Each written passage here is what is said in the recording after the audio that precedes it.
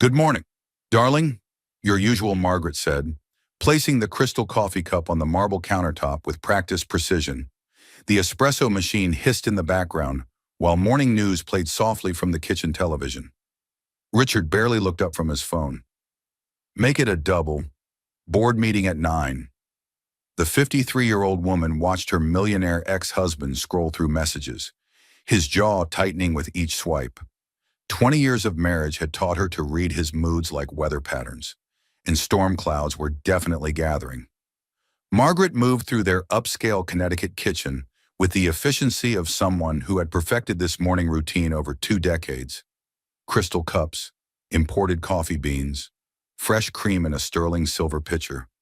Everything exactly as Richard preferred, exactly as she had done for 20 years of marriage.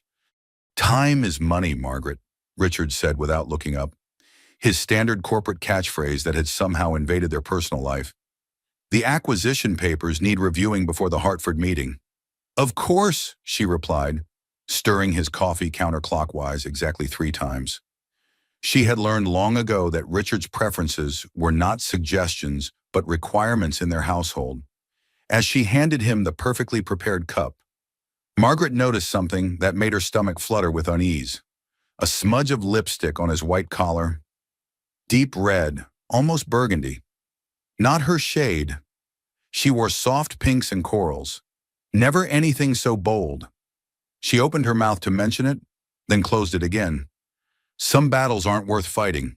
Her mother had always said, pick your wars carefully. Margaret.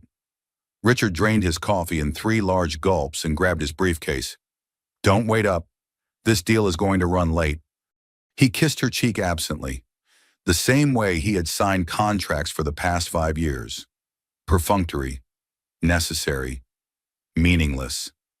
After the garage door closed, Margaret stood alone in her pristine kitchen, staring at the lipstick-stained collar in her mind. She thought about calling her sister Linda in California, but what would she say that her husband had lipstick on his shirt, that he barely looked at her anymore? That their 20-year marriage felt more like a business arrangement than a partnership.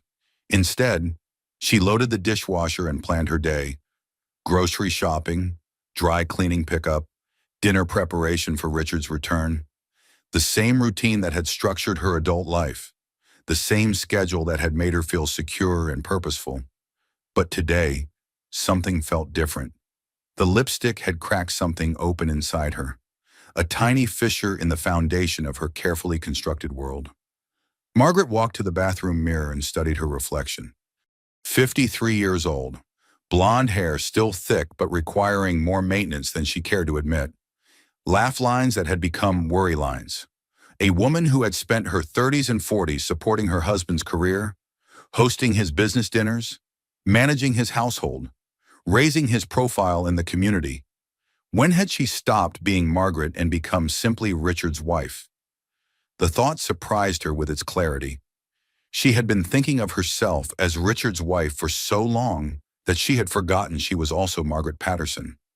The woman who had graduated magna cum laude with a degree in interior design, who had once dreamed of opening her own firm, who had postponed her ambitions to build his...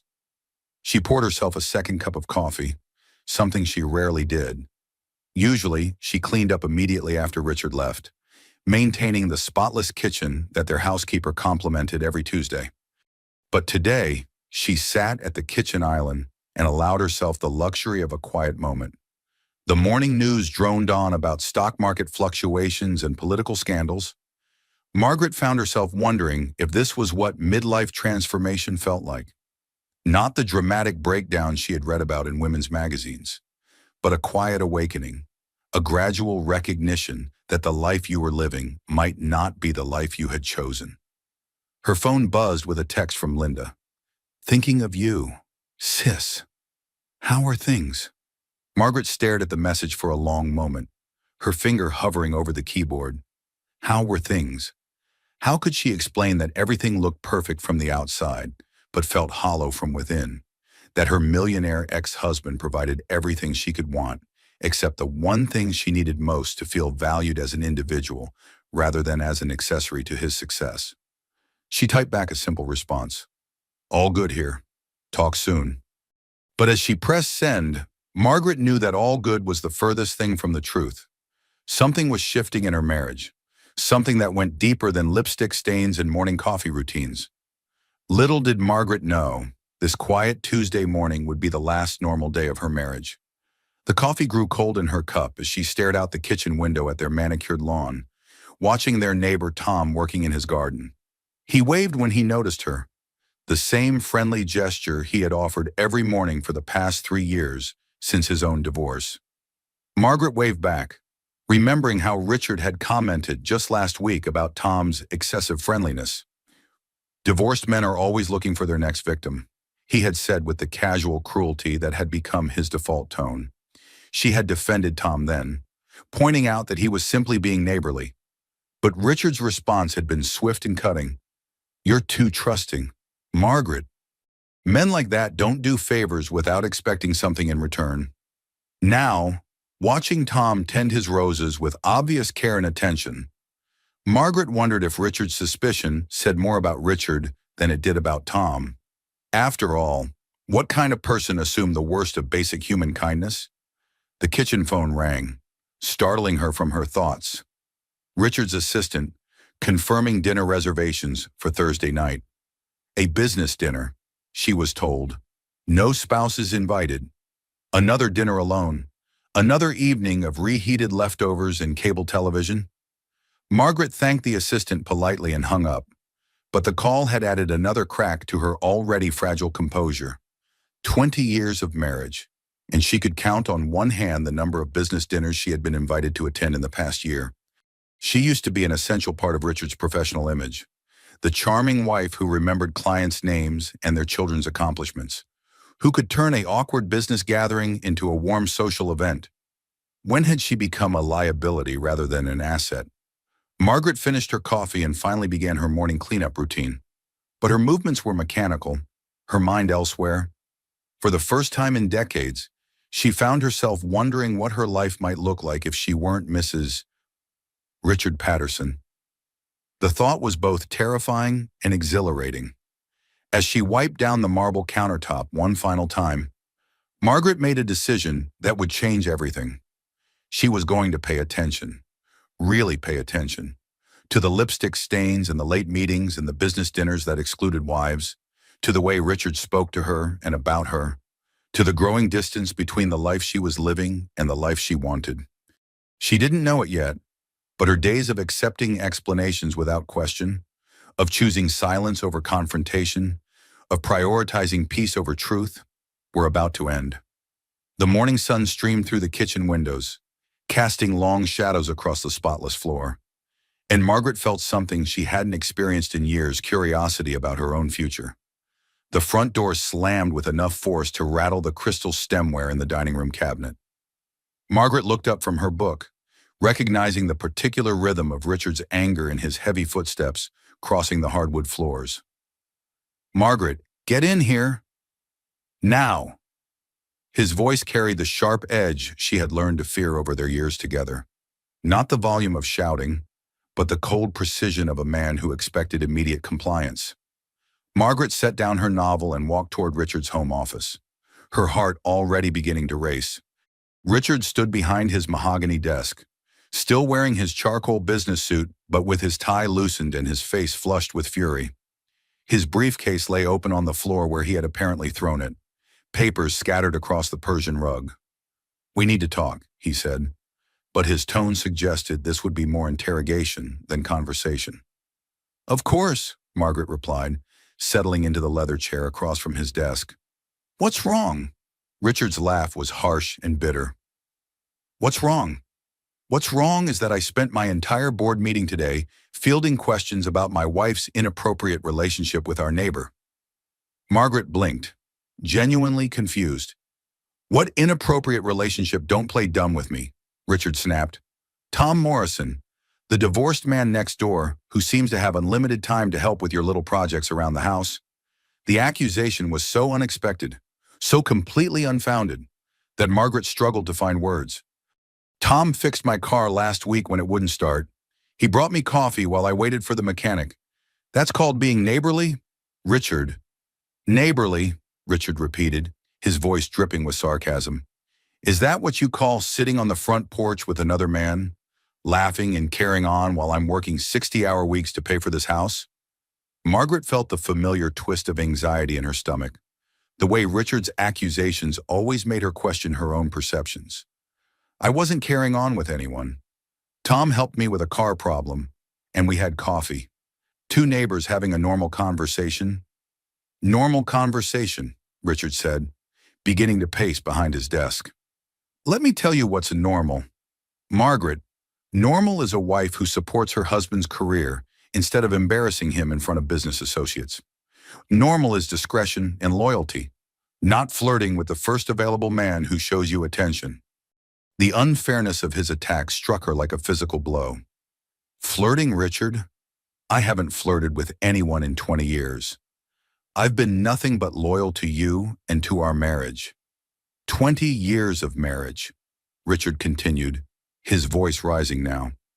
And this is how you repay me, by making me look like a fool in front of people who control million-dollar contracts. Margaret stood up, her own voice finally finding strength. I have never, ever been unfaithful to you. The fact that you would even suggest such a thing shows how little you know me after all these years. That's when Richard's hand moved faster than her reflexes could follow. The slap echoed through the home office like a gunshot. Margaret's head snapped to the side from the impact, her cheek immediately beginning to sting and burn. She raised her hand to touch the spot where his palm had connected, her mind struggling to process what had just happened. Silence filled the room, broken only by the tick of the grandfather clock in the corner and Margaret's sharp intake of breath. How dare you, Richard said, his voice cold as winter. I've given you everything. This house, that car, those designer clothes hanging in your closet. I've provided for you, protected you, built a life that most women would kill for. And you throw it all away for what, neighborly coffee with a divorced man who's obviously looking for his next conquest. Margaret stared at her husband, really seeing him perhaps for the first time in years. The man she had married had been ambitious but kind, driven but considerate.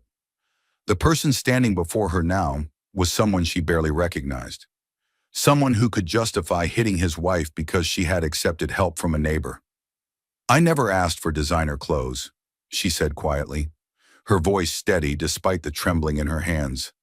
I never asked to be provided for like some kind of dependent child. What I asked for was partnership, respect, basic human kindness. You want respect, Richard laughed bitterly. Earn it. Stop making me look like a cuckold in front of my colleagues, and maybe we can talk about respect. The word hit her like a second slap. Cuckold.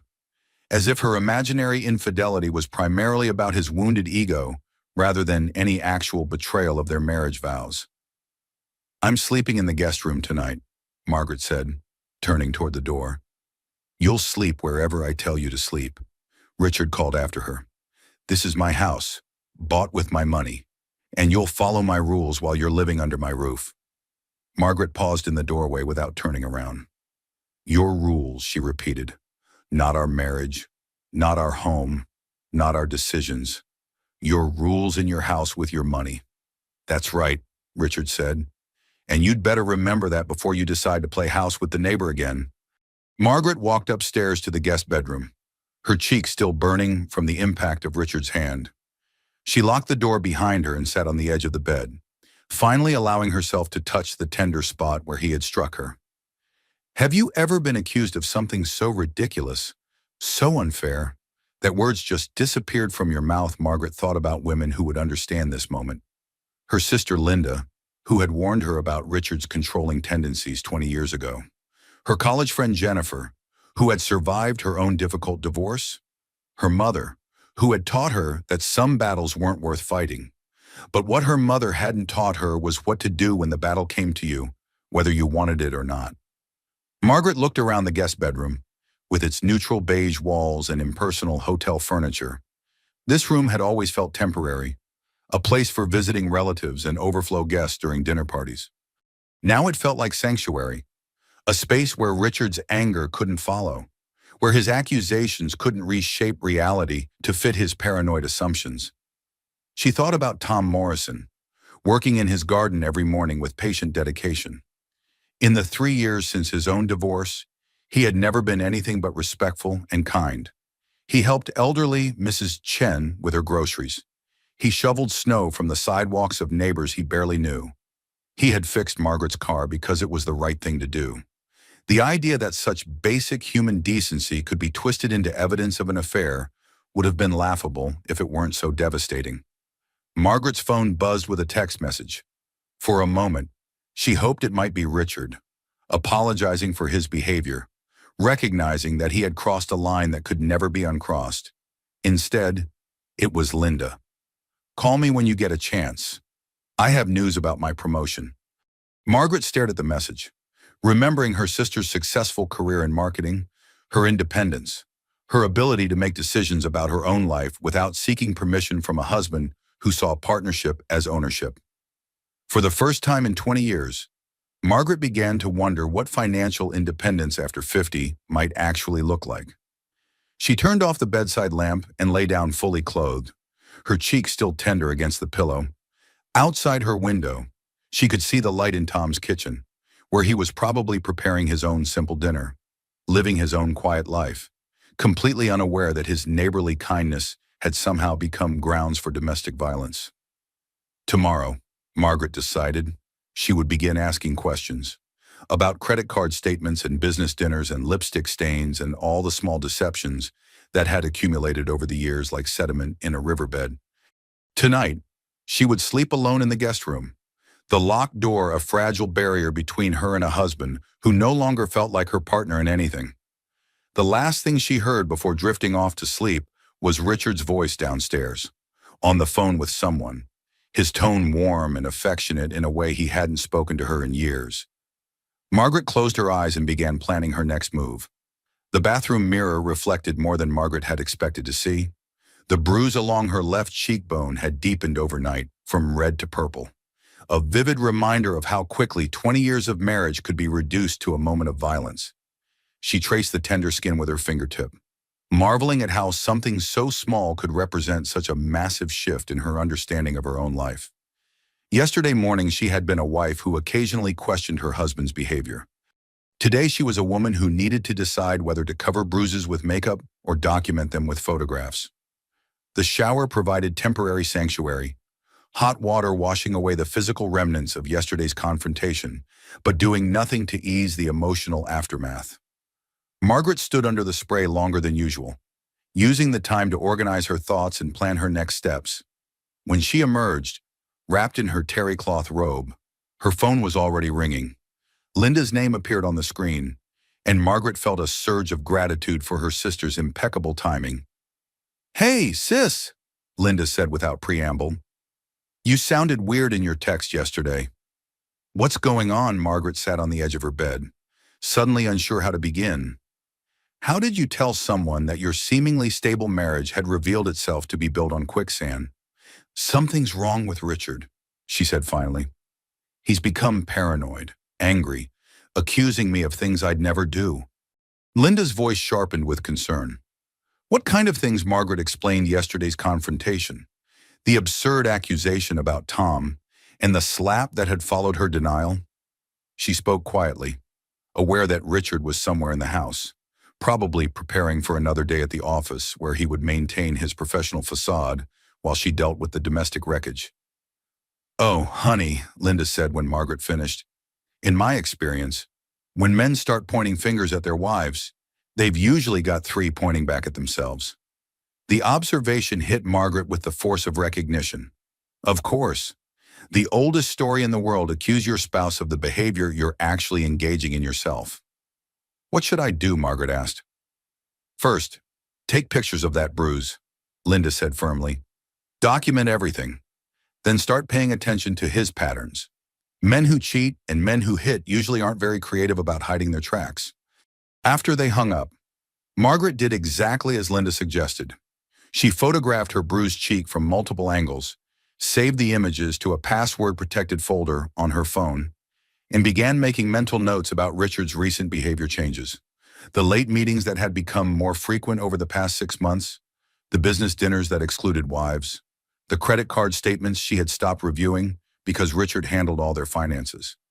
The cologne that smelled different from his usual brand. Margaret waited until Richard left for work, listening for the garage door to close before beginning her search. If she was going to investigate her own husband, she needed to be thorough and careful. Richard's home computer was password protected, but Margaret had been paying attention for 20 years. She tried his birth year, their anniversary, his social security number. Nothing worked. But when she entered the name of his first company, followed by his lucky number 7, the screen unlocked. The browser history had been cleared, but email notifications were still visible in his taskbar. Dinner reservations at restaurants she had never been to. Meeting confirmations for times when he claimed to be working late. Shipping notifications for jewelry purchases she had never received. Her hands trembled as she opened his email account. Most of the correspondence was legitimately business-related, but buried among the corporate communications were personal messages that made her stomach churn. Amanda, personal trainer. The name appeared repeatedly in his contact list, with messages dating back 6 months. Margaret clicked on the most recent exchange. Richard, tonight's meeting ran late. Can we reschedule for Thursday, Amanda? Of course, baby. I'll keep the room until you get there. Miss you. Richard, miss you too. The situation at home is getting complicated. Amanda, maybe it's time to tell her about us. I'm tired of being your secret. Richard, not yet.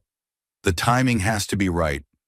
Margaret read the exchange 3 times before the full implication settled in. Amanda wasn't just a personal trainer. She was Richard's mistress, and their affair had been going on for at least 6 months while he accused Margaret of imaginary infidelity. The hypocrisy was staggering, but the betrayal cut even deeper. While Margaret had been planning dinner parties and managing household schedules and supporting Richard's career advancement, he had been building an entirely separate relationship with another woman. She scrolled through more messages, piecing together the timeline of the affair. Hotel reservations charged to their joint credit card. Expensive gifts that Amanda had apparently chosen herself. Weekend trips disguised as business conferences.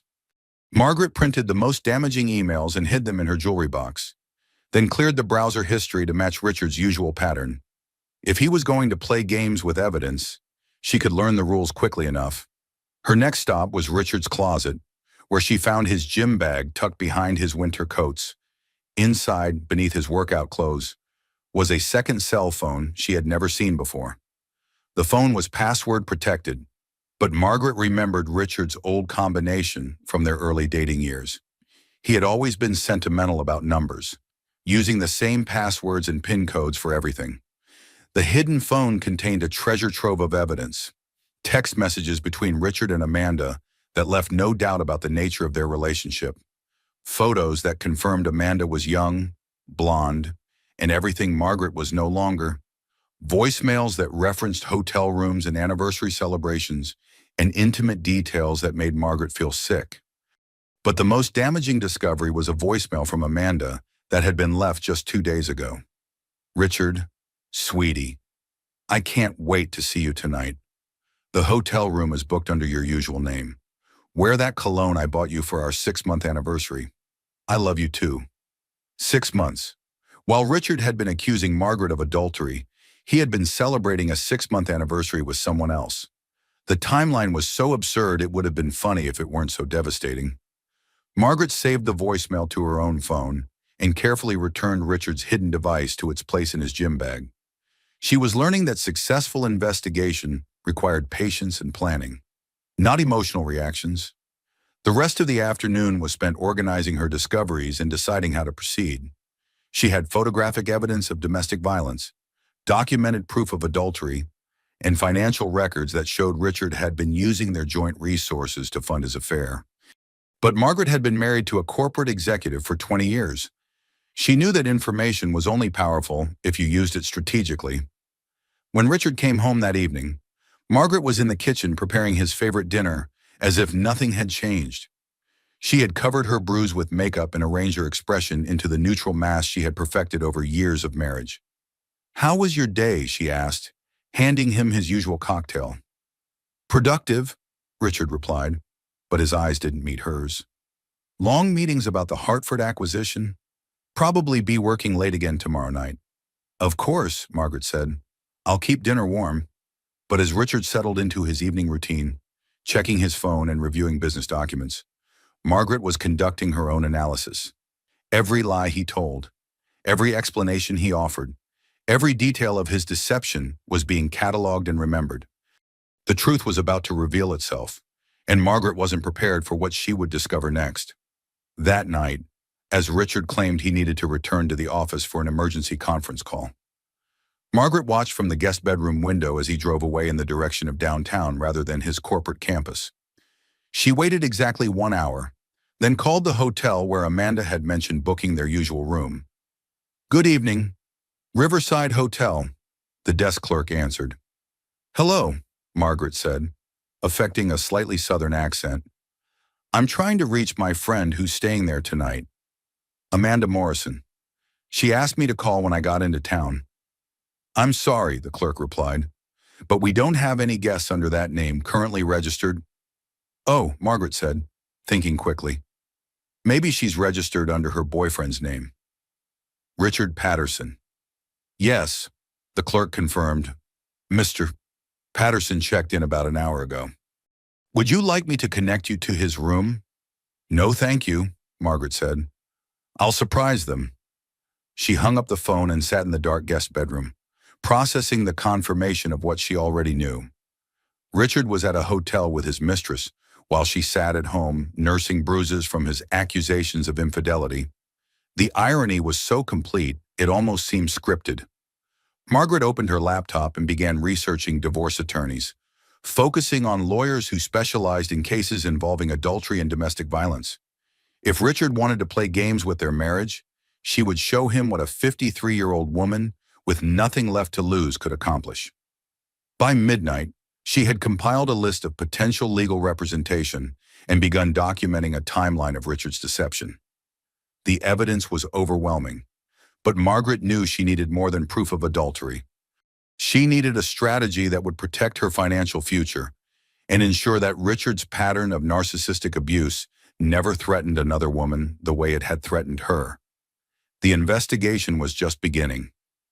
Margaret woke before dawn, her internal clock disrupted by the adrenaline of discovery and the uncomfortable reality of sleeping alone in the guest bedroom. Through the window, she could see Tom Morrison already working in his garden, tending to his roses with the same patient care he brought to all his neighborly gestures. The irony wasn't lost on her. While Richard had been consumed with paranoid fantasies about her relationship with Tom, he had been conducting a very real affair with a woman half her age. Richard's phone buzzed from somewhere in the master bedroom, followed by his muffled cursing as he apparently struggled to answer it. Margaret heard fragments of his conversation through the walls. "Can't talk now. Later today." She doesn't suspect anything. The casual dismissal in his voice made her stomach clench. She doesn't suspect anything. 20 years of marriage reduced to a surveillance problem. His wife transformed from partner to obstacle. Margaret dressed carefully that morning, choosing a tailored blouse that would conceal her fading bruise but still look professional. If she was going to confront Richard with evidence of his affair, she wanted to project strength and composure, not victimhood. Richard was already downstairs when she entered the kitchen, dressed in his Navy power suit and scrolling through messages on his primary phone. He looked up when she approached, his expression guarded. "Sleep well?" he asked, but his tone suggested he didn't particularly care about her answer. "Fine," Margaret replied, beginning her morning coffee routine with mechanical precision. "You were on the phone early. Client crisis?" Richard said without elaboration.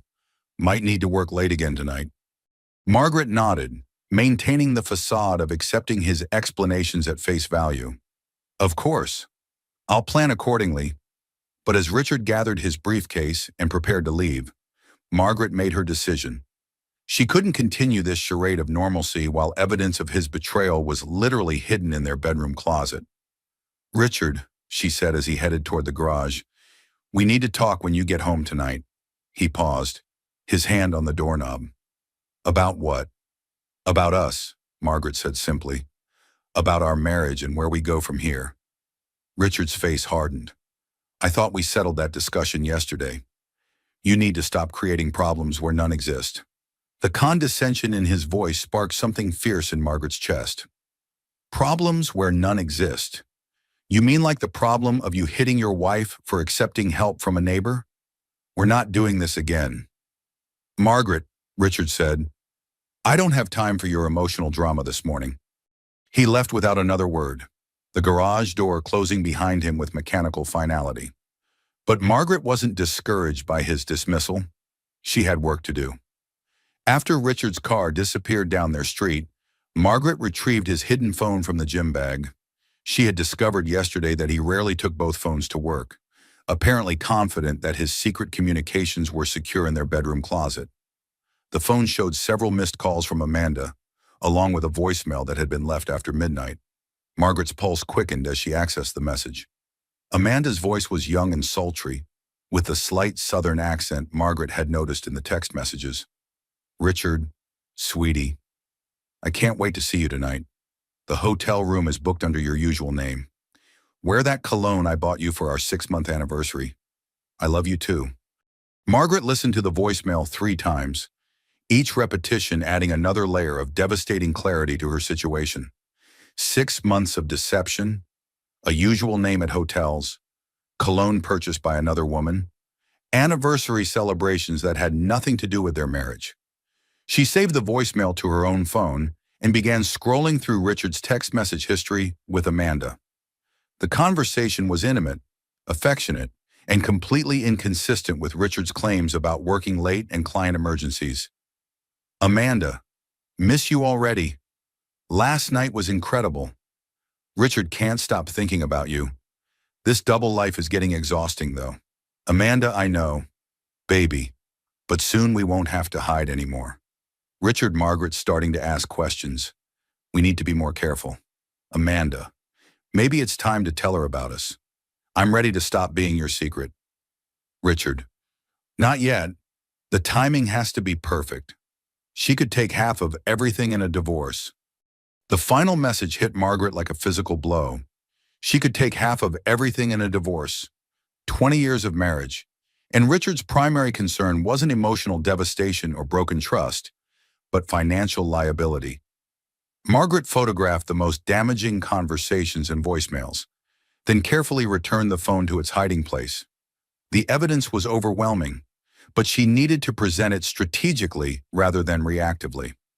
The day passed slowly, with Margaret alternating between fury and heartbreak as she processed the full scope of Richard's betrayal. She called Linda for emotional support, researched divorce attorneys online, and began making practical plans for what felt like an inevitable separation. When Richard finally returned home that evening, Margaret was waiting in the living room with printouts of his hotel receipts and credit card statements spread across the coffee table. We need to have that conversation now, she said as he entered the room.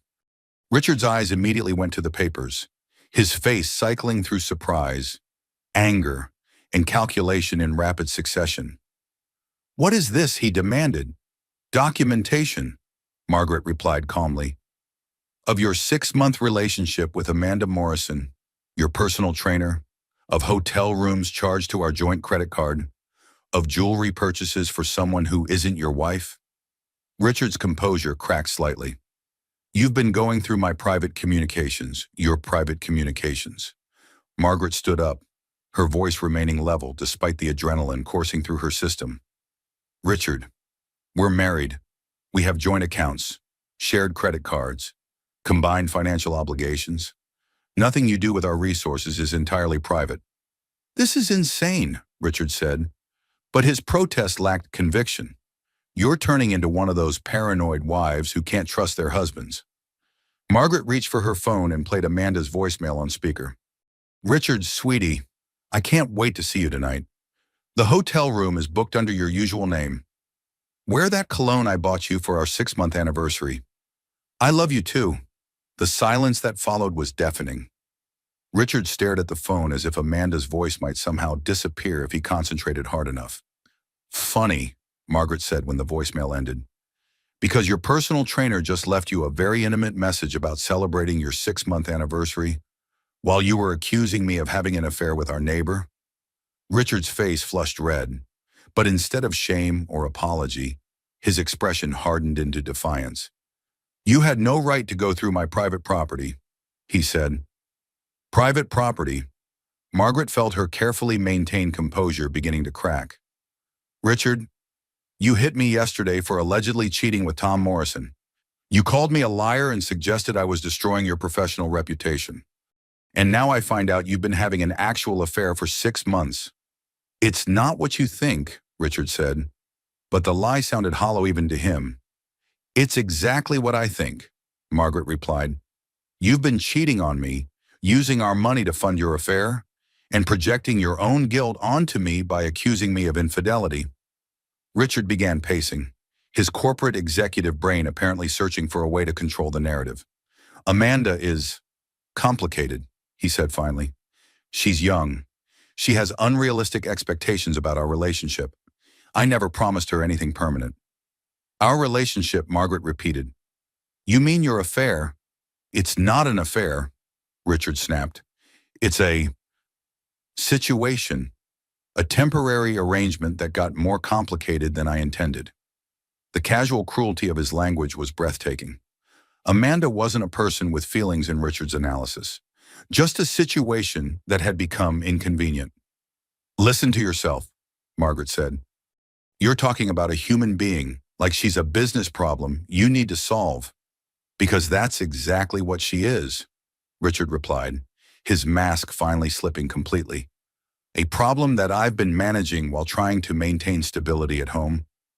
Margaret stared at her husband, seeing him clearly for perhaps the first time in their marriage, not the ambitious but caring man she had fallen in love with, but a narcissistic manipulator who viewed both his wife and his mistress as objects to be managed rather than people to be respected. I'm sleeping in the guest room again tonight, she said, gathering the printed evidence from the coffee table. We're not finished with this conversation. Richard called after her. Yes, we are, Margaret replied without turning around.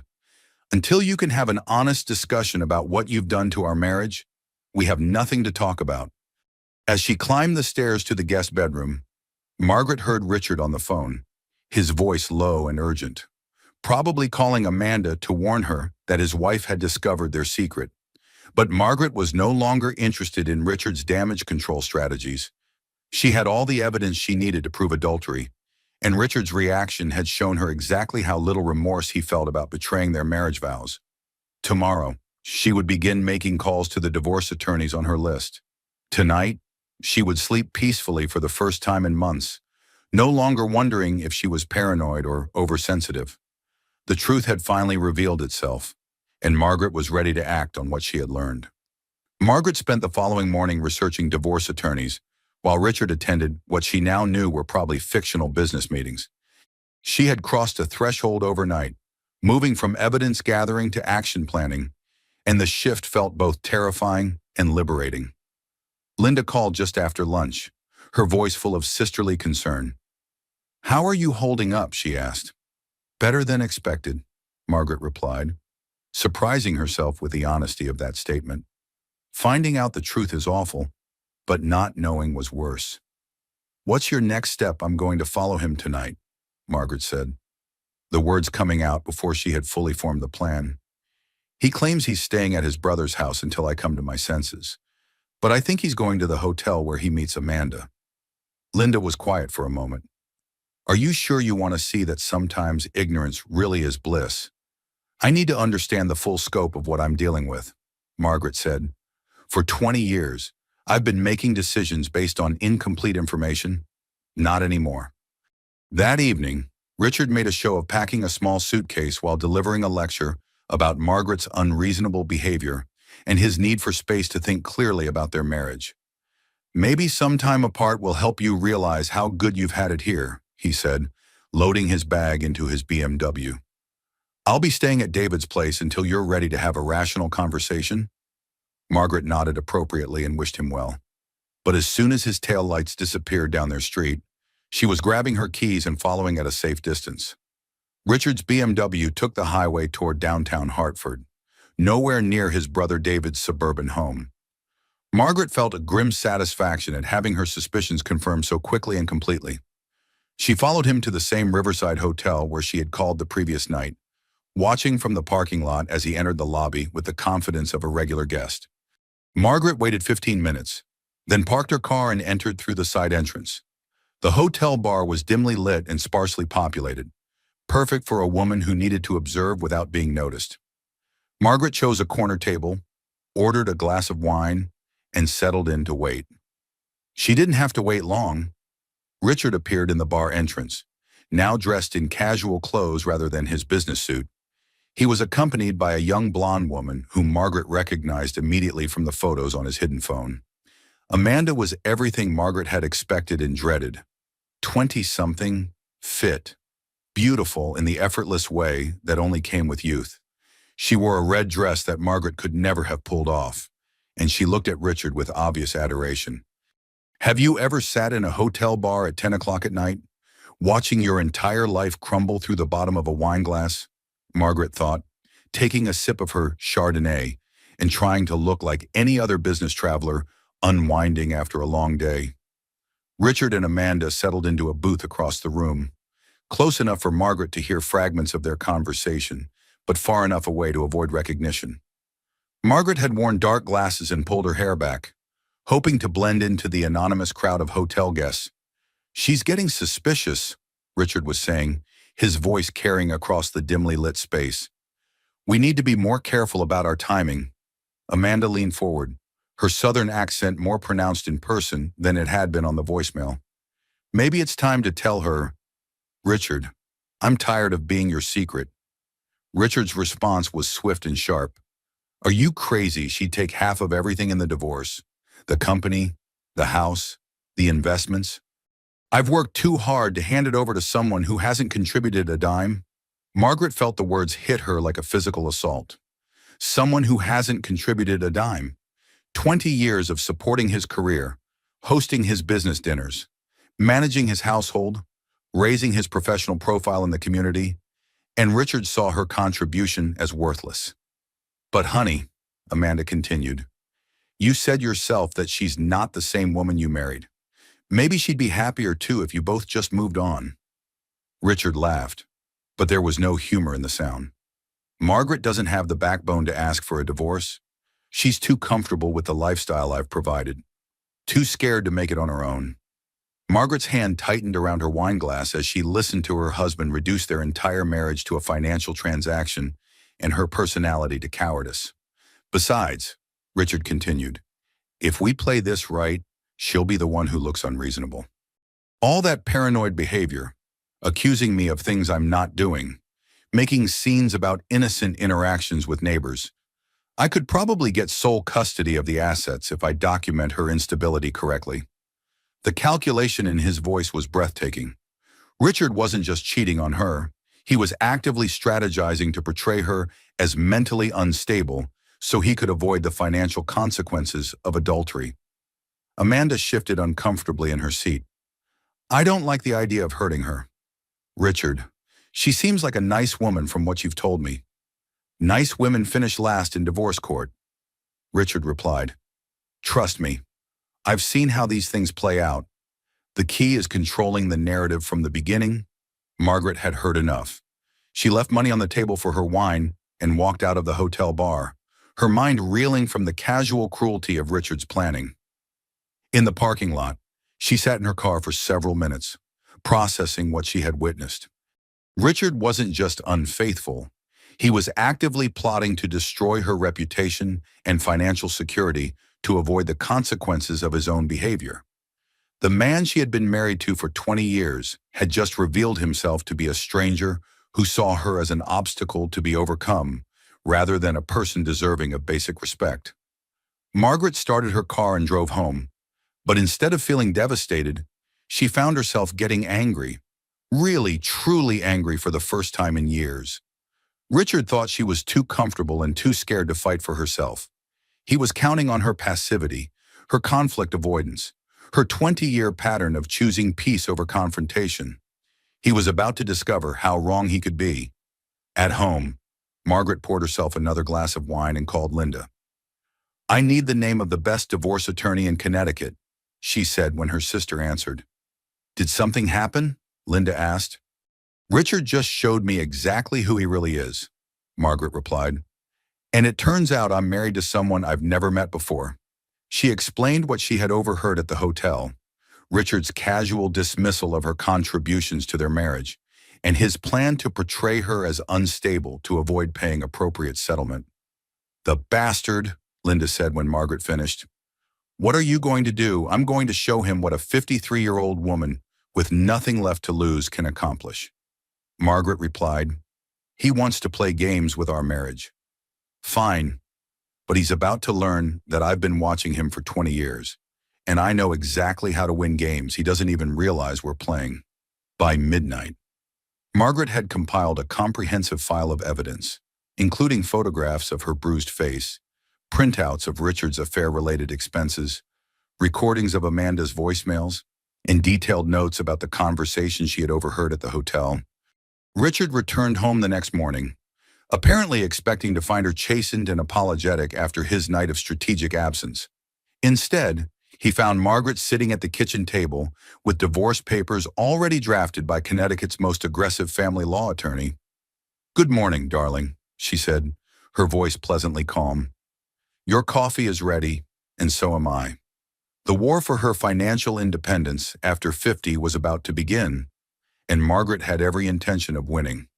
Margaret spent the next week in a state of focused preparation that would have impressed any corporate strategist.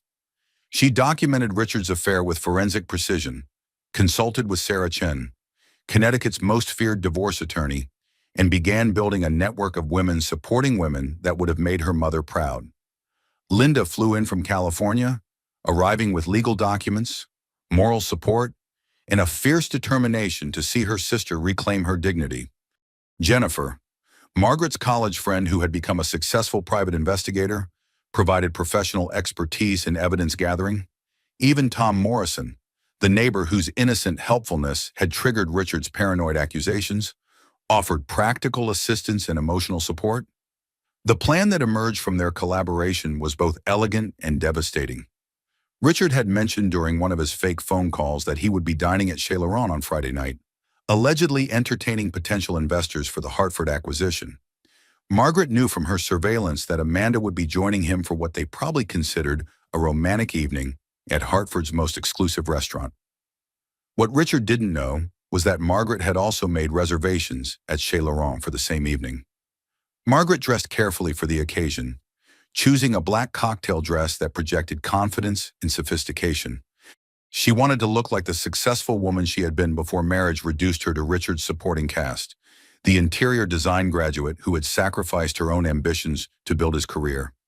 Tom Morrison arrived at 7:30, wearing a navy suit that complemented Margaret's ensemble perfectly. In the 3 weeks since Richard's accusations about their alleged affair, Tom had proven himself to be exactly what he appeared, a kind, divorced man who understood the pain of marital betrayal and wanted to help a neighbor in crisis. "You don't have to do this," he said as they drove toward the restaurant. Confronting him publicly could backfire.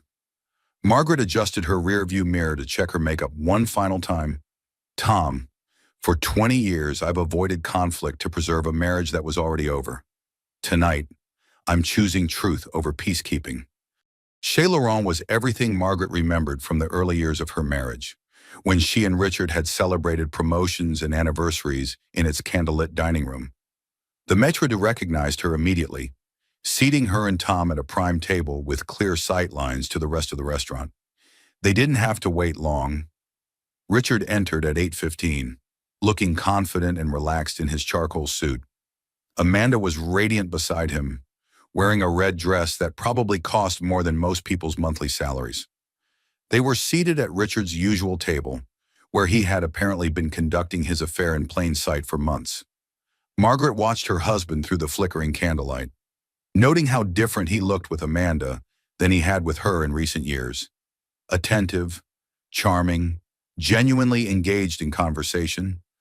This was the Richard she had fallen in love with 20 years ago. The man who had disappeared gradually over their marriage until she began to wonder if she had imagined his capacity for warmth and affection. Now she understood. Richard was still capable of charm and attention. He had simply decided she no longer deserved either. "I still can't believe he slapped you," Tom said quietly, cutting into his salmon with precise movements. "My ex-wife never laid a hand on me, even during our worst fights." Margaret appreciated Tom's steady presence, his genuine outrage on her behalf, his complete lack of romantic pressure despite their unusual circumstances. He was everything Richard had accused him of being, except that he was offering friendship and support rather than seduction. "The narcissistic abuse was probably going on for years," Margaret replied, remembering her research into the patterns of emotional manipulation. "I just didn't recognize it because it was so gradual." They finished their appetizers while keeping discreet watch on Richard's table. Margaret noted how he touched Amanda's hand, how he leaned in to hear her conversation, how he smiled with genuine pleasure at whatever she was saying. When their entrees arrived, Margaret made her decision. "Wish me luck," she said to Tom, rising from her chair with the poise she had perfected during decades of corporate dinner parties. Margaret crossed the restaurant dining room like a woman who owned the space, her heels clicking confidently on the marble floor. Other diners glanced up as she passed, recognizing the electricity that preceded dramatic confrontations. She arrived at Richard's table just as he was raising a glass of expensive wine to toast whatever anniversary or milestone he was celebrating with his mistress. "Richard, darling," Margaret said, her voice carrying clearly through the intimate restaurant atmosphere. "Aren't you going to introduce me to your dining companion?" Richard's wine glass froze halfway to his lips. His face cycled through shock, panic, and fury in rapid succession before settling into the cold calculation Margaret had learned to recognize as his default mode under pressure. "Margaret," he said, his voice tight with barely controlled anger. "What are you doing here?" "Having dinner with a friend," Margaret replied pleasantly, gesturing toward Tom, who was watching from their table. "You remember Tom Morrison, don't you? Our neighbor whom you accused me of having an affair with Amanda," looked between Margaret and Richard with growing confusion, clearly trying to process the sudden appearance of the wife she had probably been told was unreasonable and unstable. "Richard, who is this?" Amanda asked, her southern accent more pronounced under stress. Margaret smiled warmly at the younger woman. "I'm Margaret Patterson, Richard's wife of 20 years. And you must be Amanda, his personal trainer." "Personal trainer." Amanda's voice rose slightly. "Richard, you told me you were separated." The lie hung in the air between them like a toxic cloud. Other diners were beginning to notice the commotion, their conversations quieting as they sensed drama unfolding at the prominent corner table. Separated. Margaret's laugh was genuinely amused. "That's interesting. Amanda, we shared a bed 3 nights ago. Well, before Richard moved into the guest room after slapping me for allegedly cheating with Tom." The restaurant fell completely silent. Amanda's face drained of color as she processed Margaret's words. "You slapped her?" Amanda turned to Richard, her voice trembling with shock and disgust. "You told me she was emotionally abusive, that she was the one who got physical." Richard's careful facade crumbled completely. He looked around the restaurant, realizing that his professional reputation was being destroyed in real time by witnesses who would remember this confrontation for years. "Margaret, you're making a scene," he hissed. "These people don't need to hear our personal business." "Personal business," Margaret's voice remained perfectly controlled, but it carried to every corner of the now silent dining room.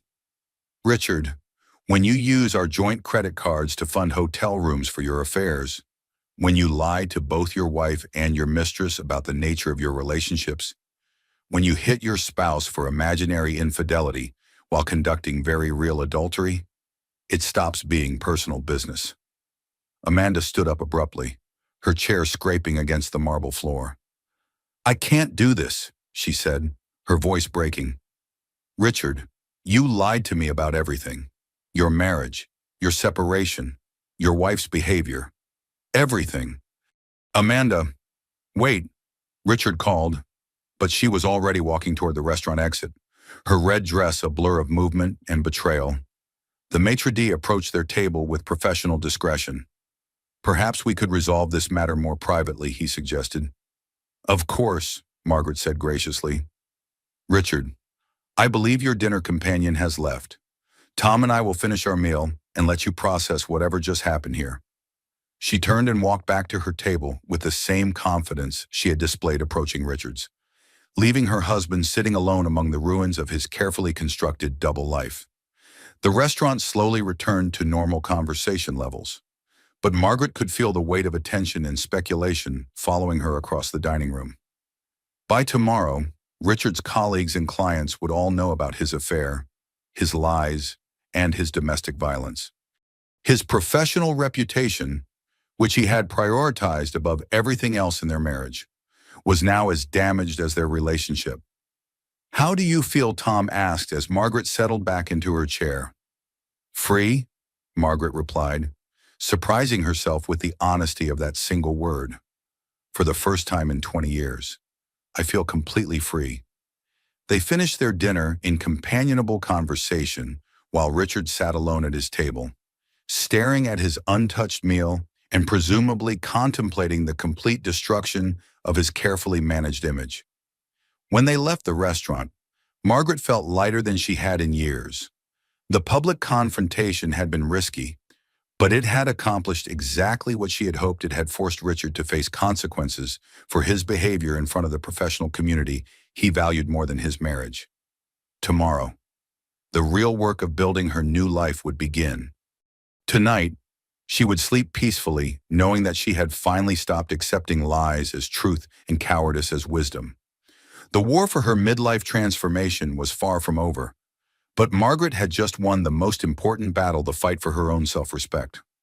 The morning after the restaurant confrontation, Margaret woke with the clarity that only comes after surviving your worst fear. She had been terrified of public humiliation, of social ostracism, of being seen as a bitter woman who couldn't hold her marriage together. Instead, she had discovered that truth was its own form of armor.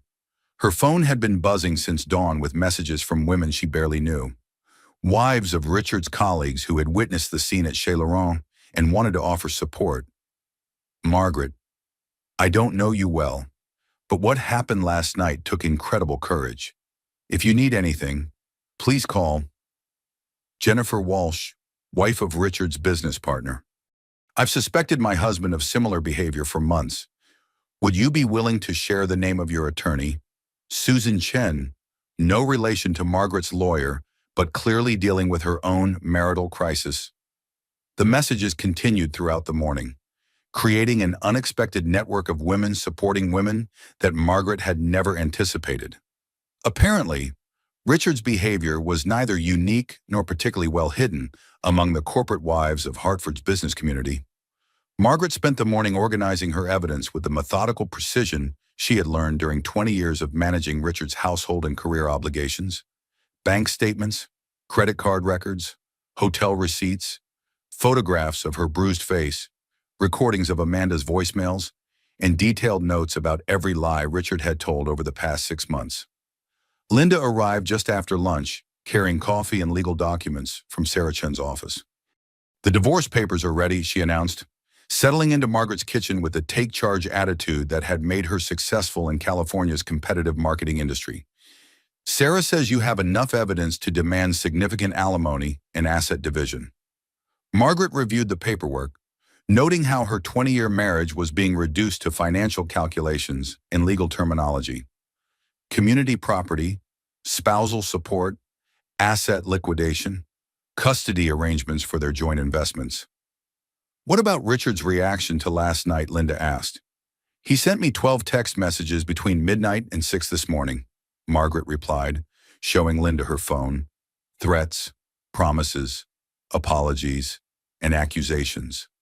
The full cycle of narcissistic abuse, all documented in writing. Linda scrolled through Richard's messages, her expression growing darker with each desperate communication. "Richard, you've destroyed my professional reputation for no reason. Richard, Amanda means nothing to me. You're the only woman I've ever really loved. Richard, If you continue this vindictive behavior, I'll make sure you get nothing in the divorce. Richard, I'm willing to work on our marriage if you can be reasonable about what happened. Richard, you're acting like a crazy person. Everyone at the restaurant thinks you've lost your mind. Richard, please call me. We can fix this if we work together. This is textbook manipulation, Linda said when she finished reading. Threats followed by love bombing, followed by gaslighting. He's completely predictable. Margaret felt a strange sense of relief at having Richard's behavior patterns validated by someone who understood psychological manipulation. For 20 years, she had questioned her own perceptions, wondered if she was being too sensitive or unreasonable in her expectations. Now she could see that Richard's behavior followed established patterns of emotional abuse that had nothing to do with her actions and everything to do with his character.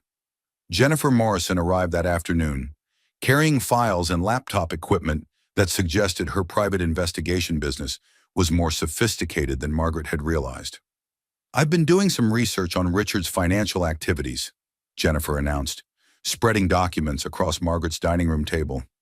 The affair with Amanda is just the tip of the iceberg. Margaret and Linda listened as Jennifer outlined her discoveries. Richard had been moving money into offshore accounts for over 2 years, apparently preparing for a potential divorce long before Margaret had any suspicion of problems in their marriage. He's been systematically undervaluing the company's worth while transferring personal assets to accounts in the Cayman Islands, Jennifer explained. Classic preparation for hiding wealth during divorce proceedings. The revelation was staggering. While Margaret had been focused on saving their marriage, Richard had been planning its dissolution and ensuring that she would receive as little financial support as possible.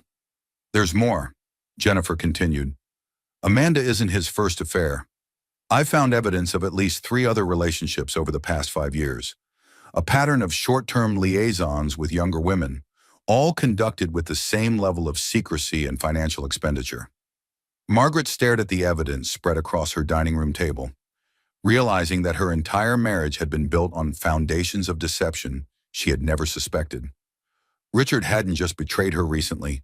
He had been systematically unfaithful for years while she supported his career and maintained their household. The man she thought she knew had never existed. How did I miss this? Margaret asked, feeling overwhelmed by the scope of Richard's duplicity. Because you trusted him, Linda said firmly. Because you were focused on being a good wife instead of being a suspicious investigator. Because normal people don't assume their spouses are conducting multiple affairs while hiding assets in offshore accounts. Jennifer began organizing the financial documents into categories that would be useful for divorce proceedings. Richard's pattern of behavior was so extensive and well documented that Margaret's attorney would have overwhelming evidence of adultery, financial fraud, and systematic deception. He made one crucial mistake, Jennifer observed. He kept records of everything. Email confirmations for hotel bookings, credit card statements for jewelry purchases, bank transfers to hidden accounts. Richard documented his own crimes because he never thought you'd be smart enough or motivated enough to investigate him. The condescension implicit in Richard's record-keeping was almost as insulting as his actual infidelity. He had been so confident in Margaret's passivity, so certain of her financial dependence and emotional vulnerability, that he hadn't bothered to cover his tracks effectively. That evening, Margaret called Sarah Chen to schedule an emergency meeting. The evidence Jennifer had uncovered transformed their divorce case from simple adultery to potential criminal fraud, and Margaret wanted to understand all her legal options. You have enough documentation to request forensic accounting of all your husband's business and personal finances, Sarah explained during their phone conversation. The offshore accounts alone could constitute criminal tax evasion, and using marital assets to conduct affairs gives you grounds for significant punitive damages. Margaret found herself thinking about financial independence after 50 in concrete terms for the first time in her adult life. Not as a theoretical concept, but as an achievable reality that might actually provide more security than her marriage ever had. Richard came home that night to find Margaret sitting in his home office, surrounded by evidence of his secret life, bank statements, hotel receipts, photographs of Amanda and other women, documentation of hidden assets and fraudulent tax reporting. "What is this?" he demanded. But his voice lacked the authority he had wielded so effectively throughout their marriage. "This is the truth," Margaret replied calmly, "about your affairs, your financial fraud, your systematic deception of both your wife and the Internal Revenue Service." Richard's face went pale as he recognized documents he thought were securely hidden. "You've been in my private files." "Richard," Margaret said, standing up from his desk chair, "we don't have private files anymore. We have evidence for divorce proceedings and potentially criminal prosecution." She handed him a copy of the divorce papers, watching as he read through the extensive list of assets, debts, and demands for spousal support. "You can't be serious," Richard said, but his voice was shaking. "This is vindictive, cruel. You're trying to destroy my entire life." "No," Margaret replied. "I'm trying to rebuild mine. You destroyed your own life when you decided that marriage vows were optional and financial honesty was unnecessary." Richard sank into the chair across from his desk, apparently realizing for the first time that his carefully constructed double life was collapsing around him. "What do you want?" he asked quietly. "I want a divorce settlement that reflects my contributions to your career and compensates me for 20 years of supporting a man who was systematically betraying me." Margaret said, "I want financial security that doesn't depend on your honesty or fidelity. And I want you to understand that underestimating women can be a very expensive mistake." Margaret left Richard sitting in his office, surrounded by evidence of his own deception, and went upstairs to the guest bedroom that had become her sanctuary. Tomorrow, she would begin building a life based on truth rather than illusion, on her own strength rather than someone else's promises. For the first time in 20 years, Margaret fell asleep planning her own future instead of managing someone else's expectations. Margaret had never been inside the gleaming downtown Hartford offices of Patterson Financial Group, despite the fact that her husband's name was literally on the building directory. For 20 years, she had been told that corporate spaces were Richard's domain, that wives were appreciated at company parties but unnecessary in actual business settings. Today, she was about to discover exactly how much power a wronged wife could wield in those same corporate spaces. Sarah Chen walked beside her through the marble lobby, both women dressed in their most authoritative business attire. Margaret wore a navy suit that projected competence and resolve, while Sarah carried a briefcase containing enough evidence to destroy Richard's career and potentially land him in federal prison. The monthly board meeting was scheduled for 10 o'clock in the 32nd floor conference room, where Richard would be presenting quarterly projections to the company's investors and board members. Margaret had timed their arrival perfectly, waiting until Richard would be deep into his presentation and unable to control the narrative.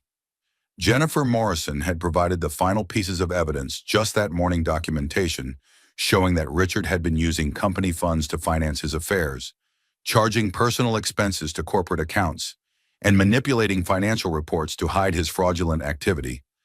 The elevator rose smoothly toward the executive floors, giving Margaret time to review her strategy. She wasn't here for revenge, though she wouldn't deny that justice felt satisfying. She was here to ensure that Richard faced consequences for his behavior and that other women wouldn't suffer the same deception and abuse she had endured. The conference room doors were impressive, solid oak with brass fittings that probably cost more than most people's annual salaries. Margaret could hear Richard's voice through the wood, confident and persuasive as he explained market projections and acquisition strategies to investors who trusted him with millions of dollars. "Ready?" Sarah asked, her hand on the door handle. Margaret nodded, thinking about all the women who had reached out to her since the restaurant confrontation.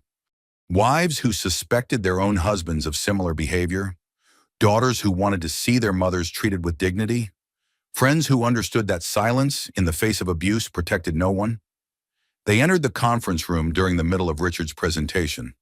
12 board members and investors looked up as Margaret and Sarah walked purposefully toward the head of the massive mahogany table where Richard stood frozen beside his PowerPoint presentation. "I apologize for the interruption." "Gentlemen," Margaret said, her voice carrying clearly through the silent room, "I'm Margaret Patterson, Richard's wife of 20 years. I have information relevant to the company's financial integrity that requires immediate attention. Richard's face went through several color changes as he processed the complete destruction of his carefully maintained professional image.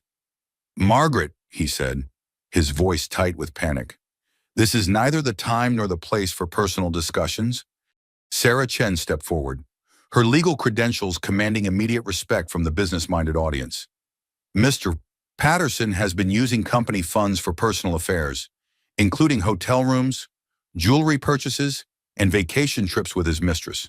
She announced with prosecutorial precision, this constitutes fraud and embezzlement of corporate resources. The silence in the room was absolute. Board Chairman William Foster, a man Margaret recognized from countless corporate Christmas parties, leaned forward with obvious concern. These are serious allegations, he said. Can you provide documentation? Sarah opened her briefcase and began distributing copies of credit card statements, expense reports, and bank transfers. The evidence was overwhelming and meticulously organized, showing a clear pattern of Richard using corporate accounts for personal expenses related to his affair. Richard tried to regain control of the situation. Margaret is a scorned wife trying to destroy my career, he said, but his voice lacked conviction. Don't let personal drama affect business decisions. Personal drama. Margaret's laugh was genuinely incredulous. Richard, when you charge hotel rooms to the company credit card so you can conduct affairs with employees, when you manipulate expense reports to hide fraudulent spending, when you use corporate resources to purchase gifts for your mistress, it stops being personal drama and becomes criminal fraud. She gestured toward the presentation screen, where Richard's quarterly projections were still displayed. I spent 20 years supporting this man's career, hosting his business dinners, managing his professional image, building relationships with the clients and investors in this room. Margaret continued, I believed I was partnering with someone who shared my values of honesty and integrity. Instead, I was unknowingly enabling someone who sees rules and ethics as obstacles to his personal gratification. Sarah began reading specific examples from the evidence file. Hotel charges to corporate accounts corresponding with Richard's affair timeline. Jewelry purchases expensed as client gifts but delivered to Amanda's address. Vacation trips charged as business conferences but spent entirely with his mistress. Board member Patricia Walsh, one of the few women in the room, spoke up with obvious anger. Richard, you've been representing this company to clients and investors while conducting yourself in a manner that could expose us to criminal liability. Richard made one final attempt to deflect responsibility. Amanda is a personal trainer who occasionally provides services to company executives. Any expenses related to her work are legitimate business costs. Margaret reached into her purse and placed Richard's hidden phone on the conference table. The device contained months of intimate text messages, photographs, and voicemails that left no doubt about the nature of his relationship with Amanda. Would you like me to play some of the voicemails Amanda left on this phone? Margaret asked. The ones where she talks about celebrating your 6-month anniversary in hotel rooms charged to company accounts? Richard's composure collapsed entirely. Several board members were already making notes, obviously calculating the legal and financial implications of employing someone who had committed fraud using corporate resources. There's more, Sarah announced, distributing another set of documents. Mr. Patterson has been systematically hiding assets in offshore accounts, underreporting company valuations, and manipulating financial records in ways that could constitute tax evasion and securities fraud. William Foster stood up, his face grim with the recognition that Richard's personal misconduct had created massive liability for everyone in the room. Richard, you're suspended from all duties effective immediately, he announced. Security will escort you from the building while we conduct a full audit of your financial activities. Richard looked around the conference table, apparently hoping to find support from colleagues who had worked with him for years. Instead, he saw the cold calculation of business professionals who understood that his behavior threatened their own financial interests. You're making a mistake, Richard said desperately. I've built this company, brought in millions of dollars in revenue, created value for every investor in this room. You've also created criminal liability for every person at this table. Patricia Walsh replied sharply. Your personal conduct has compromised our professional integrity and exposed us to prosecution for crimes we didn't commit. Margaret watched as security officers entered the conference room, clearly summoned by someone during the presentation of evidence. Richard's corporate empire was collapsing with the same efficiency he had once brought to business negotiations. Mrs. Patterson, William Foster said as Richard was escorted toward the elevator, the board appreciates your courage in bringing this information to our attention. We'll be conducting a comprehensive investigation and cooperating fully with law enforcement. Margaret nodded graciously, feeling a sense of completion that surprised her with its intensity. For 20 years, she had supported Richard's career while he systematically betrayed her trust and violated the law. Now, finally, he was facing consequences that matched the scope of his deception. As the elevator doors closed behind Richard and his security escort, Margaret realized that her midlife transformation was complete. She was no longer the submissive wife who accepted explanations without evidence, who chose peace over justice, who prioritized her husband's comfort over her own dignity.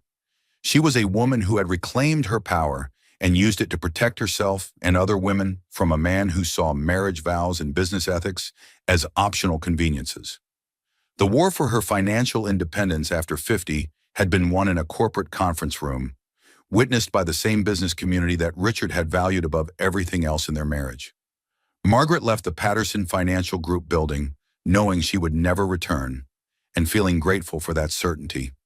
6 weeks after the board meeting that ended Richard's career, Margaret's house had been transformed from a shrine to corporate success into a warm home where friends gathered to celebrate justice and new beginnings. The crystal stemware, an imported coffee service, had been replaced by comfortable furniture and fresh flowers from Tom's garden. Linda had extended her stay indefinitely, working remotely from California while providing emotional support and practical assistance with legal proceedings. Jennifer Morrison had become a close friend in addition to a professional ally, bringing over Chinese takeout and divorce war stories that made Margaret laugh instead of cry. Tonight, they were joined by Sarah Chen, who had arrived with champagne and news that would change Margaret's life forever. The divorce settlement is finalized, Sarah announced, raising her glass in the living room that Margaret had redecorated in warm yellows and soft blues. Congratulations, Margaret. You're officially a free woman with a very secure financial future. Margaret listened as Sarah outlined the terms of her victory: 50% of all marital assets, including the previously hidden offshore accounts that Richard had hoped to conceal, alimony payments for 15 years, calculated based on Margaret's contributions to Richard's career advancement, full ownership of their Connecticut home, which Richard would be required to sign over within 30 days. What about Richard's legal situation? Linda asked. Sarah's smile was professionally satisfied. The SEC investigation is ongoing, but Richard has already been charged with securities fraud and tax evasion. He's also facing civil lawsuits from company investors who lost money due to his financial manipulation. Jennifer pulled out her laptop and showed them recent news articles about the Patterson Financial Group scandal. Richard's professional downfall had been swift and comprehensive, with federal prosecutors treating his case as an example of corporate fraud that victimized both investors and employees. He's living in a studio apartment in West Hartford, Jennifer reported. Amanda left him immediately after learning about his other affairs and the criminal charges. His brother David won't speak to him because the family reputation has been damaged by association. Margaret felt no satisfaction in Richard's complete social and professional destruction, but she did feel relief that he was finally facing consequences that matched his behavior. I spent 20 years being the perfect corporate wife, Margaret said, looking around at the women who had helped her reclaim her life. I hosted dinner parties and remembered clients' names and managed Richard's image while he systematically betrayed every value I thought we shared. But you know what I realized, she continued. I didn't lose 20 years. I gained 20 years of experience in organization, negotiation, relationship management, and strategic planning. Skills that I'm going to use to build something that actually belongs to me. Margaret had enrolled in interior design classes at the University of Hartford, rediscovering the passion she had abandoned when she married Richard. Her professors were impressed by her natural talent and her mature perspective on creating spaces that reflected people's authentic selves rather than their aspirations for social status.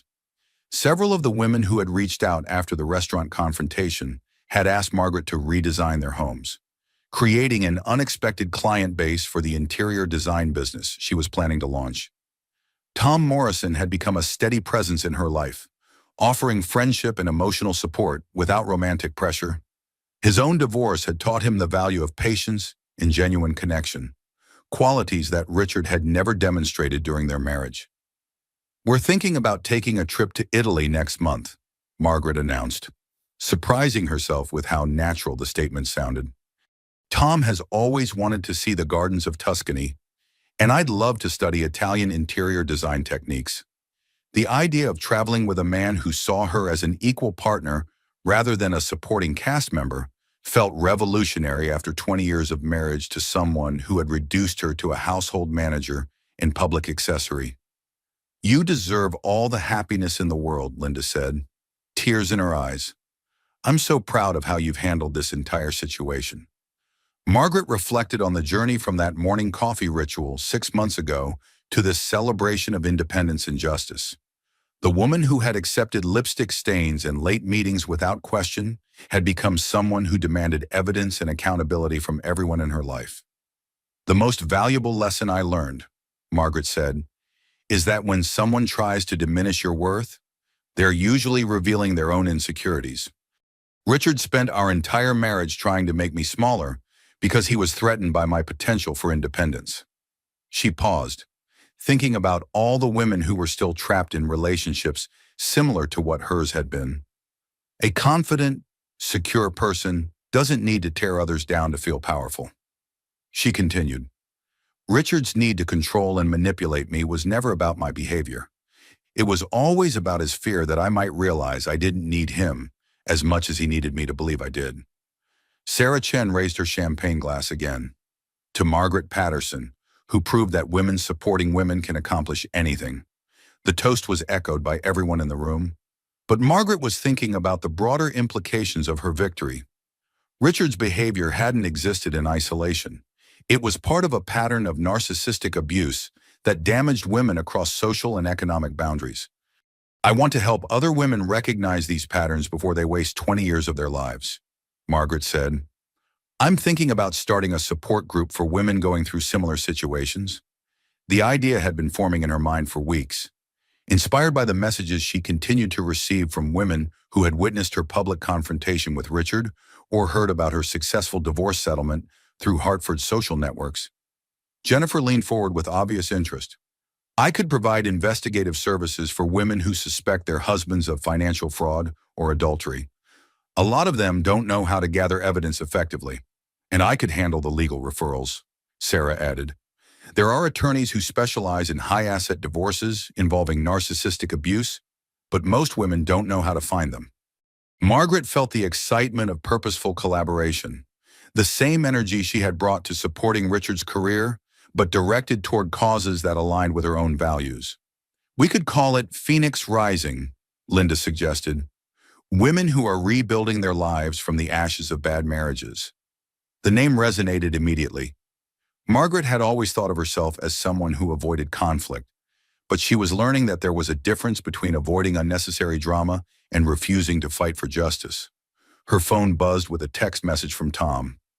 "Dinner ready when you are. No pressure if you want to stay with the girls longer." The casual consideration in his message highlighted everything that had been missing from her marriage to Richard. Tom never demanded her attention or made her feel guilty for having independent friendships. He supported her relationships with other women because he understood that strong partnerships were built on mutual respect rather than emotional dependence. "I should probably head home," Margaret said, using the word that still felt new and empowering. "Tom is making his famous pasta sauce, and I promised to bring wine." As her friends began gathering their belongings, Margaret realized how much her definition of home had changed. It was no longer the pristine showcase of Richard's success, with every surface designed to impress visitors and business associates.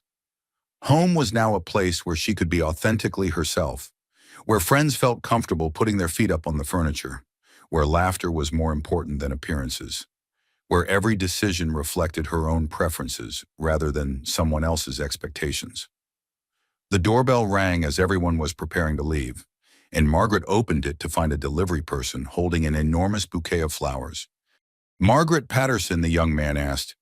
"That's me," Margaret replied, accepting the arrangement of roses, lilies, and baby's breath that would have cost several $100s at Hartford's premium florist. The card was from Richard, with a message that made everyone in the room roll their eyes. "Margaret, I've had time to think about our situation, and I'm willing to forgive your vindictive behavior if you're ready to work on rebuilding our marriage.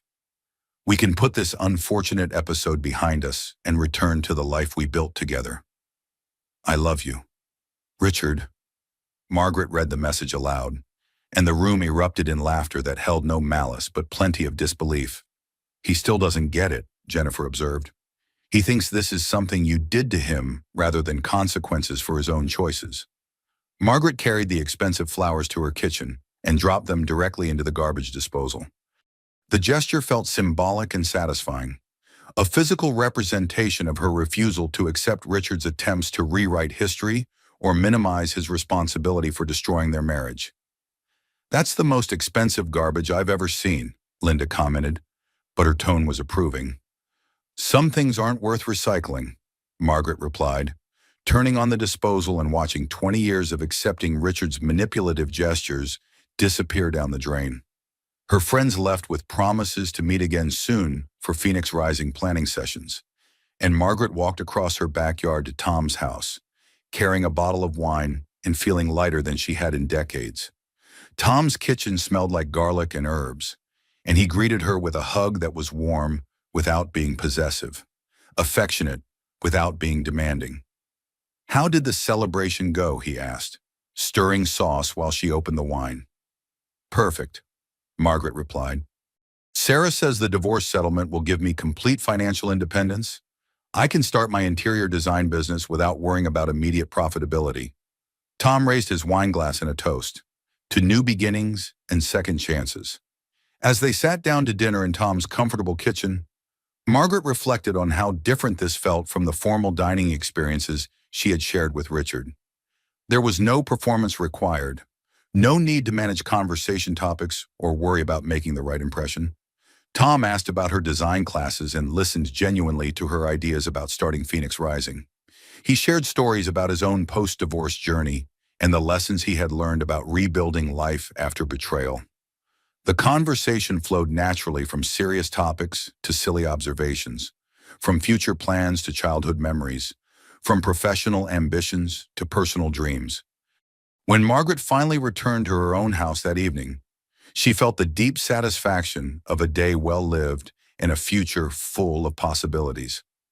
She had started the morning as a woman celebrating her victory over an abusive husband and ended it as someone planning to help other women achieve their own liberation. The transformation from victim to victor to advocate felt like the natural progression of a journey that had begun with a single slap and evolved into a comprehensive reclamation of personal power.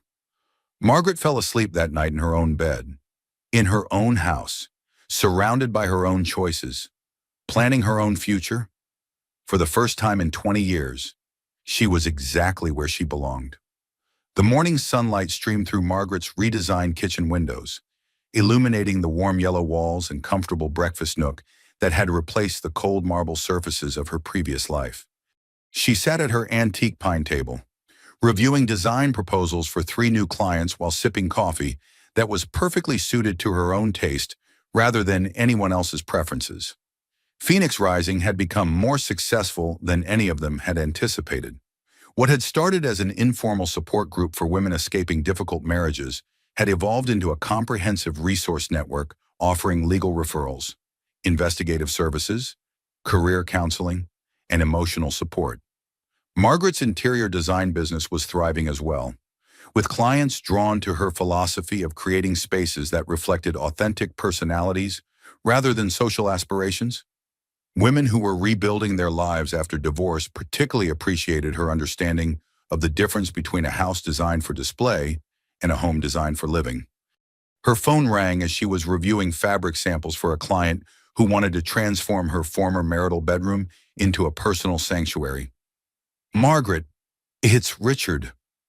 The voice she had once found authoritative now sounded hollow and desperate. Margaret hadn't spoken to her ex-husband since the divorce was finalized, and she had no intention of resuming communication now. "I don't think we have anything to discuss," she replied calmly.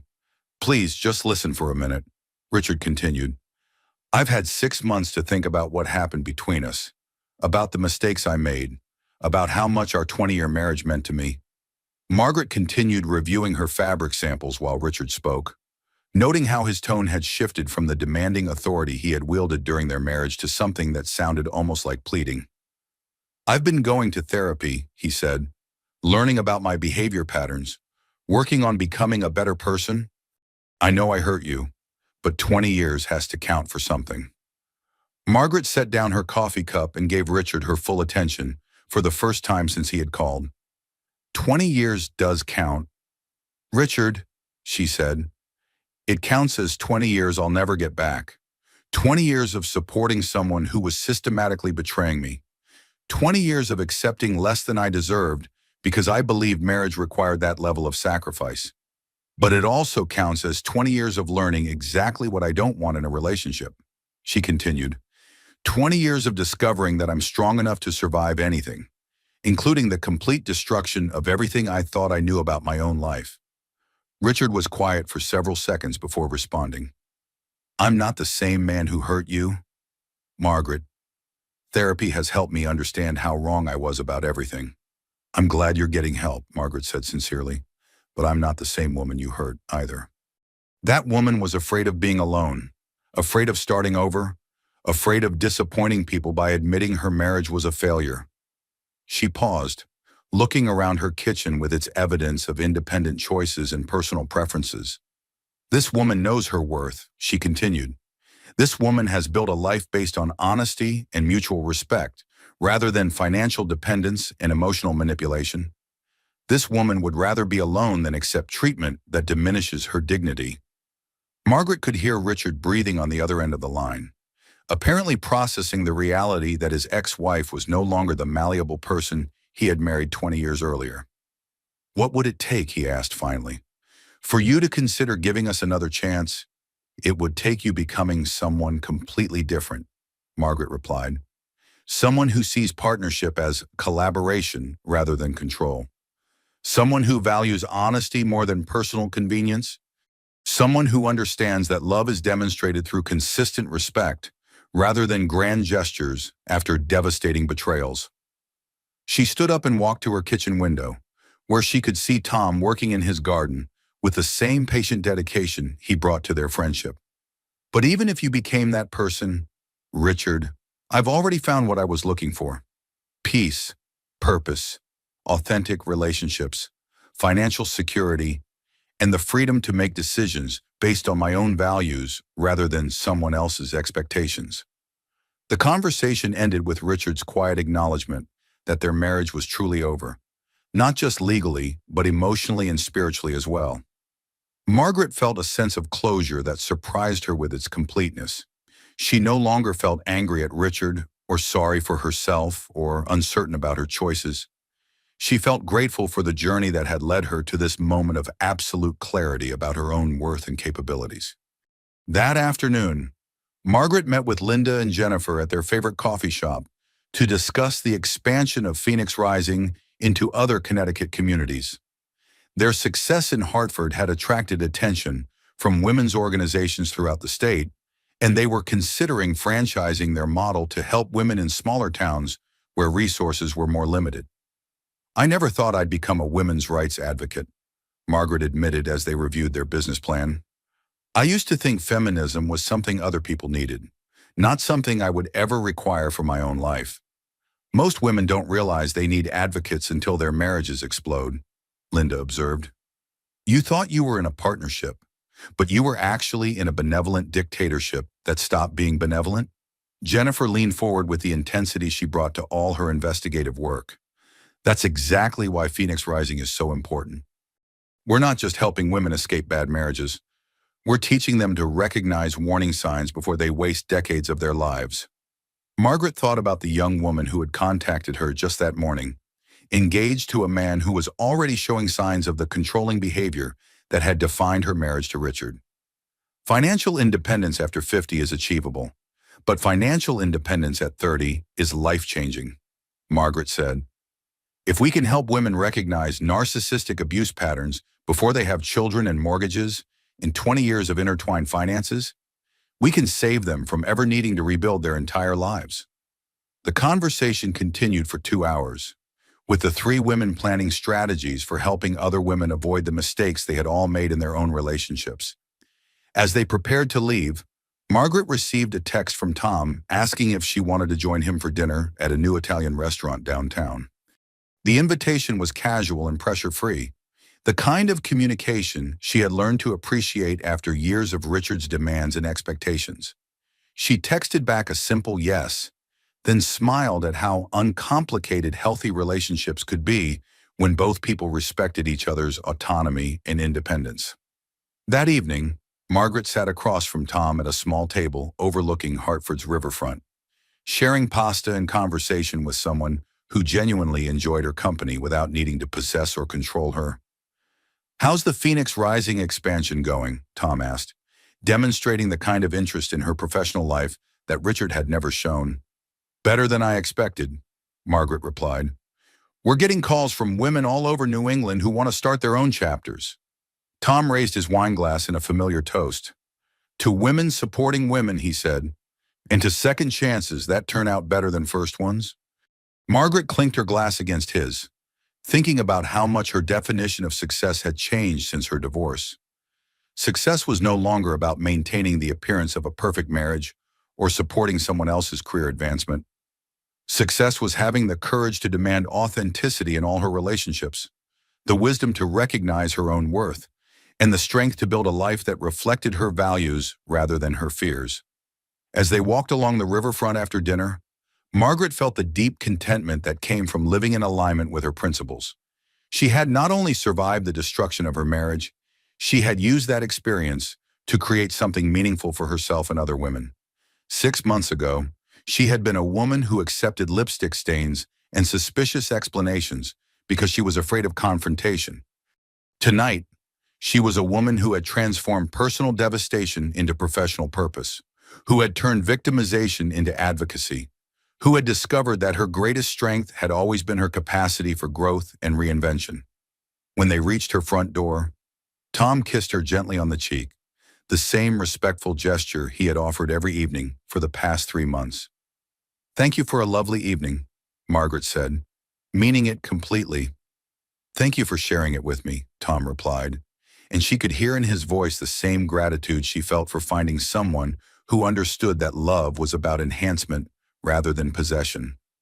Inside her house, Margaret made herself a cup of tea and sat in her redesigned living room, surrounded by furniture that reflected her personal taste rather than corporate entertaining requirements.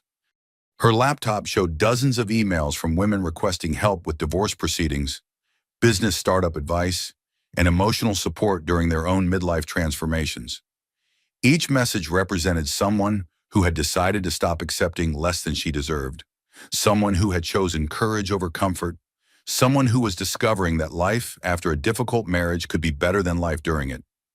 Margaret opened her design software and began working on plans for her newest client, a woman in her 40s who wanted to completely redecorate the home she had kept in her divorce settlement. As she worked, Margaret reflected on the journey that had brought her to this moment. The slap that had changed everything hadn't just ended her marriage. It had awakened her to possibilities she had never considered while she was focused on being the perfect corporate wife. She had learned that women supporting women could accomplish anything, that financial independence after 50 was not only possible, but liberating, and that the most valuable relationship she could cultivate was the one she had with herself. The clock on her mantle chimed midnight, marking the end of another day in her new life. Margaret saved her design work, turned off her laptop, and prepared for bed with the satisfaction of someone who had spent her time purposefully. Tomorrow would bring new clients, new Phoenix Rising members, new opportunities to help women recognize their own strength and potential. Tonight, she would sleep peacefully in her own bed, in her own house, planning her own future, surrounded by choices that reflected her authentic self rather than someone else's expectations. The slap that had changed everything had ultimately been the best thing that ever happened to her, though she would never recommend that path to personal growth for anyone else. Margaret turned off the lights and walked upstairs, grateful for the journey that had brought her home to herself. Outside her bedroom window, the Connecticut suburbs were quiet and peaceful, full of women who were sleeping beside husbands who respected them, women who were sleeping alone by choice, and women who were lying awake wondering if they deserved better than what they had settled for. Margaret hoped that some of those women would find the courage to demand more, to investigate their suspicions, to document their evidence, and to build lives that honored their own worth rather than someone else's convenience. She fell asleep thinking about the design project she would complete tomorrow, the Phoenix Rising meetings she would facilitate next week, and the Italian vacation she and Tom were planning for next month. For the first time in 20 years, Margaret's dreams were about her own future rather than someone else's expectations. The transformation was complete, and it was beautiful.